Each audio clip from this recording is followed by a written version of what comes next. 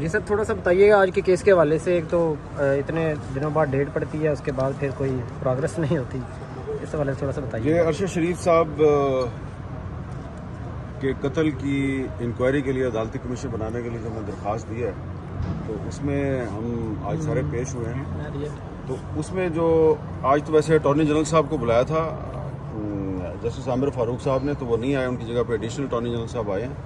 تو انہوں نے کچھ ایسی بات کی کہ آرڈر جو ہے وہ کوئی نہیں لگا ہوا، جو کہ بیرسٹر شعیب رزاق صاحب نے جو پچھلی ہیئرنگ ہے اس میں لگایا ہوا تھا، اور ہم نے دکھا بھی دیا ان کو.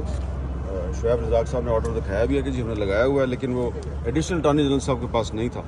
تو اب کہا گیا جی کہ ایڈیشنل اٹارنی جنرل صاحب کو کہ آپ بھی وہ آرڈر لگا دیں، اور ڈیٹ پڑ گئی ہے. تو اگر کسی کا خیال ہے کہ ہم اگلی ڈیٹ پہ نہیں آئیں گے تو اس کو غلط فہمی ہے. باقی ٹیکنیکل بات شعیب صاحب سے پوچھ لوں. نہیں، بات صحیح ہے. بات یہی ہے کہ ہم نے سی ایم کے ذریعے وہ سارے آرڈر کی لسٹ لگا دی تھی.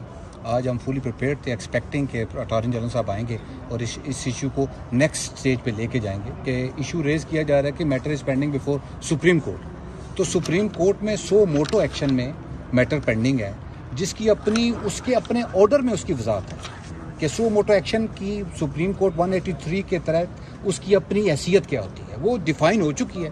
لیکن وہ جیسے حامد بھائی نے کہا کہ انشاءاللہ نیکسٹ. اور سپریم کورٹ میں لاسٹ ہیئرنگ جو ہے وہ پچھلے سال جون میں ہوئی تھی، 13 جون کو ہوئی تھی، اور آج آپ دیکھ لیں 11 جون ہے. تو ایک سال گزر گیا ہے اور سپریم کورٹ میں کچھ نہیں ہوا.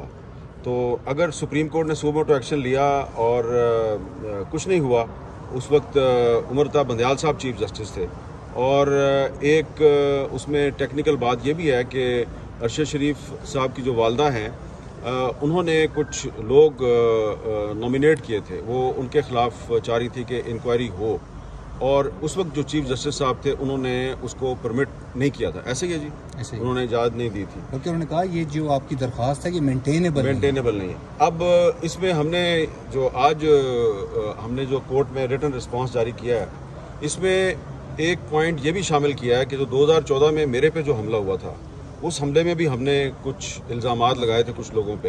تو اس کی انکوائری کے لیے سپریم کورٹ آف پاکستان کے چیف جسٹس کی سربراہی میں 3 ممبر کمیشن بنا تھا. تو اگر وہ 2014 میں کمیشن بن سکتا ہے تو 2024 میں کیوں نہیں بن سکتا؟ سر کمیشن کا کیا ہوا؟ اس کمیشن کی رپورٹ ابھی تک ہمیں نہیں ملی. سر، آپ سمجھتے ہیں صحافیوں پہ مزید مشکل وقت آنے والا ہے، کیونکہ فائر وال بھی لگائی جا رہی ہے انٹرنیٹ پہ، اس کا کوئی فائدہ ہوگا؟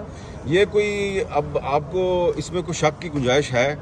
یہ تو ابھی جب مسلم لیگ نون کی حکومت نہیں آئی تھی تو اس وقت سے میں نے کہنا شروع کیا تھا کہ یہ جب آئیں گے تو یہ نہ صرف عدلیہ سے لڑیں گے بلکہ میڈیا سے بھی لڑیں گے. تو اب انہوں نے لڑائی تو شروع نہیں کی، انہوں نے تو